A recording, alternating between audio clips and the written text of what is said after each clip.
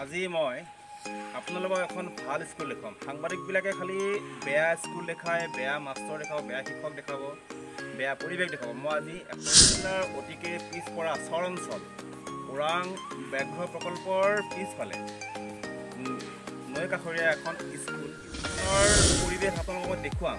এখন ভাল স্কুল দেখুৱাম, আহক আপোনালোকে চাওক। এখন প্ৰাথমিক বিদ্যালয়, চৰকাৰী প্ৰাথমিক বিদ্যালয়ৰ পৰিৱেশ কেনেকৈ হ'ব পাৰে, এখন চাপৰি অঞ্চলৰ এখন বিদ্যালয়ৰ পৰিৱেশ কেনেকৈ হ'ব পাৰে।